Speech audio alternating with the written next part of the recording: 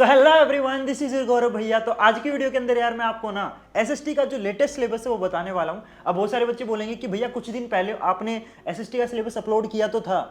अरे यार अपलोड तो किया था, लेकिन सीबीएसई का तुम जानते ही हो, सीबीएसई ने फिर से आपका जो एसएसटी का सिलेबस है ना वो चेंज कर दिया है। तो जो मैंने पुरानी वीडियो में सिलेबस बताया है वो पुराना हो चुका है। आज की वीडियो के अंदर मैं आपको जो सिलेबस बताने वाला हूँ बिल्कुल लेटेस्ट है, बिल्कुल नया है। ठीक है, तो आज की वीडियो के अंदर मैं आपको जो सिलेबस बताऊंगा प्लीज उसी को फॉलो करना। जो मैंने पुरानी वीडियो में बताया है उसको फॉलो मत करना, वो पुराना हो चुका है। सीबीएसई का नया अपडेट आया था जिसमें सीबीएसई ने एसएसटी का जो सिलेबस है वो चेंज कर दिया है। तो आज की वीडियो के अंदर यार मैं आपको एसएसटी का सिलेबस बताने वाला हूँ। लेकिन अगर आप में से किसी बच्चे को किसी और सब्जेक्ट का डिलीटेड सिलेबस जानना है, चाहे वो हिंदी हो, इंग्लिश हो, मैथ हो, साइंस हो, कोई भी सब्जेक्ट हो, मैंने हर सब्जेक्ट का जो डिलीटेड सिलेबस है ना वो ऑलरेडी इस चैनल के ऊपर अपलोड कर रखा है, तो आप इस चैनल पे जाके देख सकते हो। तो आज की वीडियो के अंदर मैं आपको जो सिलेबस बताऊंगा ये 2023 से लेकर 2024 वाला जो सेशन है उसका सिलेबस मैं बताने वाला हूं। तो चलो यार शुरू करते हैं। तो सबसे पहले मैं आपको हिस्ट्री का सिलेबस बताता हूं कि हिस्ट्री के अंदर आपकी क्या क्या चीजें कट हो चुकी है। तो हिस्ट्री में सबसे पहला चैप्टर आता है आपका the rise of nationalism in Europe, और इस चैप्टर में से आपका कुछ भी रिड्यूस नहीं हुआ है। इसका मतलब ये चैप्टर आपको पूरा करना है, इस चैप्टर में से आप कुछ भी मत छोड़ना। ठीक है, इसके बाद अगला चैप्टर आता है नेशनलिज्म इन इंडिया, और इस चैप्टर में से भी कुछ कट नहीं हुआ है, तो ये भी आपको पूरा करना है। इसके बाद अगला चैप्टर आता है चैप्टर नंबर 3, जिसका नाम है the making of a global world. थोड़ा ध्यान से समझना, इस चैप्टर में पेज नंबर 53 से लेके 57 तक जो पेज है ना ये आपके सिलेबस के अंदर है। ठीक है, यानी कि ये पेज आपको करने हैं, 53 से लेके 57 तक आपको करने हैं। लेकिन पेज नंबर 58 से लेके 77 तक जो पेज है ना ये आपके पेपर में नहीं आएंगे, यानी कि आउट ऑफ सिलेबस है। लेकिन जो आपका वाइवा होगा ना, जैसे कि आप जानते होंगे दूसरे स्कूल से एक एग्जामिनर आएगा आपके स्कूल के अंदर आपका वाइवा लेने। अब बहुत सारे बच्चे बोलेंगे कि भैया हमें वाइवा का नहीं पता क्या होता है। Viva is basically oral test.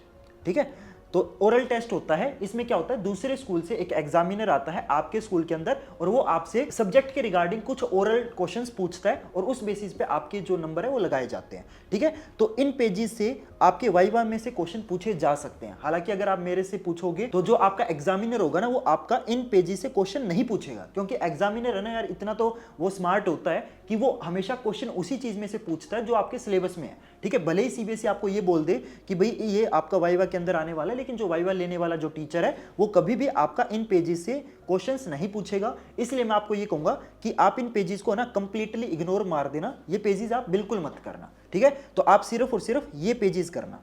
Clear है एवरीवन, ये सिंपल आप कंप्लीटली इग्नोर मार देना, इसमें से आपका जो एग्जामिनर है वो कुछ नहीं पूछेगा, मैं बता रहा हूं ना आपको। इसके बाद आपका अगला चैप्टर आता है चैप्टर नंबर 4, जो कि है द एज ऑफ इंडस्ट्रियलाइजेशन। और ये चैप्टर यार आपका पूरा कट हो चुका है, तो ये आप मतलब खोल के भी मत देखना, ये आपका सिलेबस के अंदर नहीं है, ये पूरा कट हो चुका है। इसके बाद आपका अगला चैप्टर आता है chapter number 5, print culture and the modern world, और इस चैप्टर में से आपका कुछ भी कट नहीं हुआ है, तो ये चैप्टर आपको पूरा करना है। तो हिस्ट्री के अंदर आपके टोटल 5 चैप्टर थे, पांचों का मैंने आपको बता दिया है। इसके बाद आपकी अगली बुक आती है ज्योग्राफी। अब मैं आपको ज्योग्राफी का सिलेबस बताता हूं। तो ज्योग्राफी के अंदर यार आपका जो पहला चैप्टर है रिसोर्सेज एंड डेवलपमेंट, इसमें से कुछ भी रिड्यूस नहीं हुआ है, तो ये भी आपको पूरा करना है। अगला chapter chapter number 2 forest and wild life resources, ये भी आपको पूरा करना है, इसमें से भी कुछ कट नहीं हुआ है।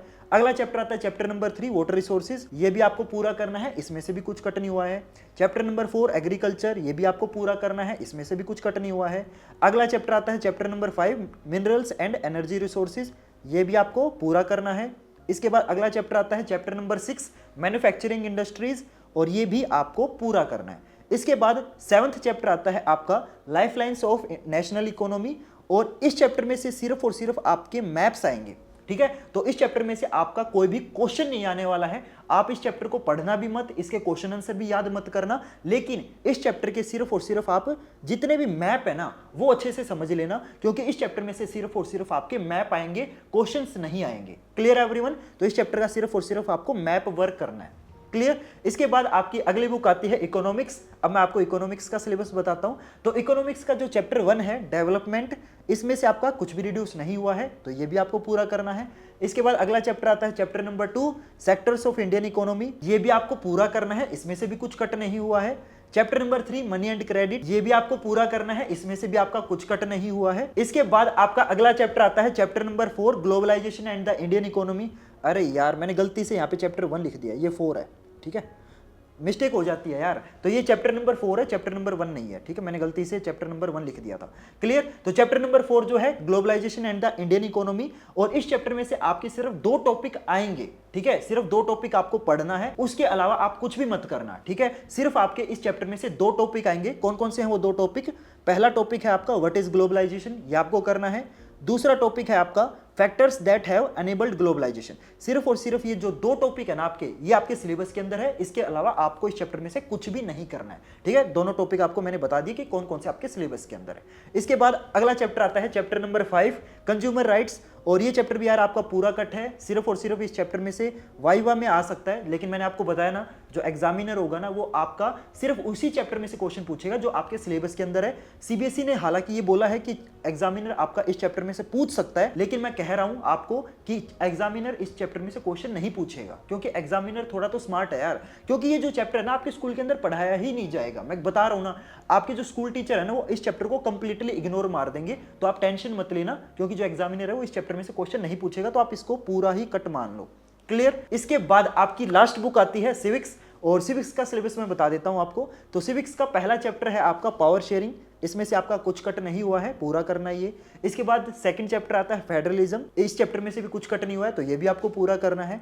अगला चैप्टर आता है chapter number 3 democracy and diversity, ये चैप्टर आपका पूरा कट हो चुका है, तो इसको आप खोल के भी मत देखना, ये पूरा कट है। इसके बाद आपका 4th चैप्टर आता है जेंडर रिलीजन एंड कास्ट, और इस चैप्टर में से यार आपका कुछ भी कट नहीं हुआ है, तो ये चैप्टर आपको पूरा करना है। इसके बाद 5th चैप्टर आता है पॉपुलर स्ट्रगल्स एंड मूवमेंट्स, तो ये चैप्टर यार आपका पूरा कट है, ठीक है, तो ये आप बिल्कुल छोड़ देना, ये आप मत करना। क्लियर? पूरा कट है ये। इसके बाद 6th चैप्टर आता है आपका पॉलिटिकल पार्टीज, और ये चैप्टर आपको पूरा करना है, इसमें से कुछ कट नहीं हुआ है। इसके बाद आपका 7th चैप्टर आता है आउटकम्स ऑफ डेमोक्रेसी, ये चैप्टर भी आपको पूरा करना है, क्योंकि इसमें से भी कुछ भी कट नहीं हुआ है। क्लियर? इसके बाद आपका लास्ट चैप्टर आता है चैलेंजेस टू डेमोक्रेसी, और ये चैप्टर यार आपका पूरा कट हो चुका है, तो आप बिल्कुल इसको इग्नोर मार देना, इसको खोल के भी मत देखना, क्योंकि ये आपके सिलेबस से कट है। Clear everyone? तो देखो यार मैंने आपका जो एसएसटी का लेटेस्ट सिलेबस है ना वो आपको बहुत अच्छे तरीके से समझा दिया कि किस चैप्टर में से कौन कौन से टॉपिक आएंगे एंड कौन कौन से टॉपिक आपको कट है। तो देखो यार मैंने बहुत सिंपल तरीके से आपको समझाने की कोशिश की है।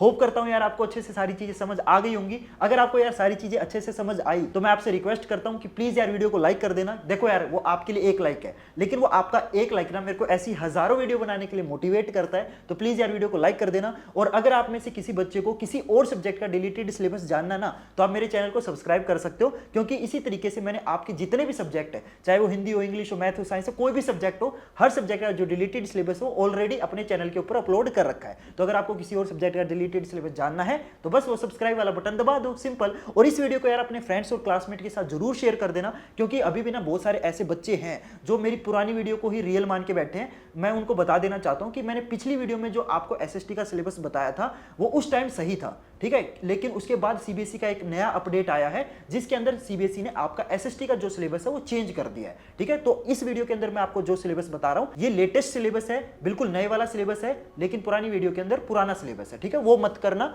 ये वाला सिलेबस आप फॉलो करना। क्लियर है एवरीवन? तो होप करता हूं आपको सारी चीजें अच्छे से समझ आ गई होंगी। तो गाइस मिलते हैं फिर अगले वीडियो में नए टॉपिक के साथ, तब तक के लिए good bye and have a nice day.